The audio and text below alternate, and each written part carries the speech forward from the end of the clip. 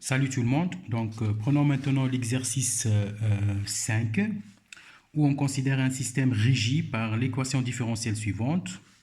La dérivée 3 de s par rapport au temps plus 3 fois la dérivée carrée de s plus 3 fois la dérivée de s plus s de t égale à 2 fois la dérivée de e plus e de t avec s la sortie du système et e de t son entrée. Donc on vous demande de calculer la fonction de transfert de ce système et de calculer ses pôles et ses zéros. Donc on va écrire cette équation.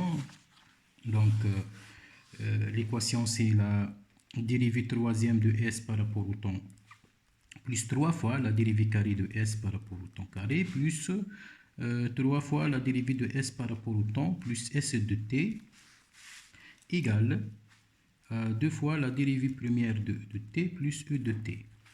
Donc ça transformé de Laplace, comme je vous ai montré dans le cours, c'est facile. Donc la transformée de Laplace d'une dérivée égale à p. La transformée de Laplace de deux dérivées égale à p carré. Donc la transformée de Laplace de trois dérivées, donc 3 fois dérivée, donc égale à p3. Donc je peux écrire égale à p3 s de p plus 3 fois P2 S de P plus 3 P S de P plus S de P, il n'y a pas de dérivée ici, égale à 2 fois P E de P plus E de P. Donc, qu'est-ce que vous remarquez? S de P il se répète, donc on peut l'écrire de même pour E de P, on peut l'écrire S de P en facteur.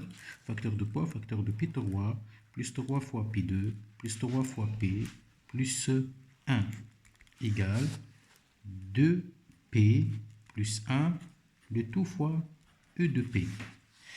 Donc, la question c'est de déterminer la fonction de transfert. Donc, la fonction de transfert H de P égale sortie sur entrée, donc égale à S de P sur E de P égale S de P sur E de P égale 2P plus 1 sur, voilà, comme je vous ai montré bien sûr dans le cours, S de P sur E de P égale à 2P plus 1 sur P3, donc 2P plus 1 sur P3 plus 3P2 plus 3P plus 1.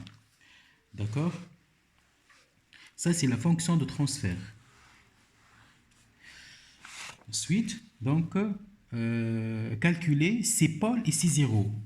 Donc, calculer les pôles et les zéros. C'est quoi les pôles? C'est quoi les zéros? Les pôles, ce sont les solutions du dénominateur de la fonction transfert, num p, den p. Donc, les pôles, ce sont les solutions du dénominateur. Les zéros, ce sont les solutions du numérateur. Pour le numérateur, num p,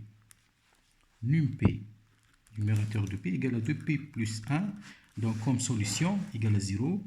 Si je pose égal à 0 pour trouver les solutions. Donc, les 0, z1 égale moins un demi. D'accord? Pour les pôles, donc den p égale à 0 égale p3 plus 3p2 plus 3p plus 1.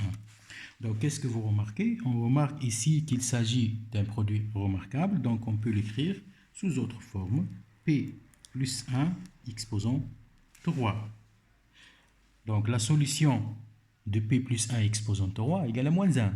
Or, il s'agit de 3, d'exposant 3, donc il s'agit de pôle triple. Donc, la solution pour den, donc la solution du dénominateur, c'est un pôle triple. Donc, admet un pôle triple moins 1. D'accord? Voilà. Donc, merci. Je vous remercie donc et à la prochaine vidéo.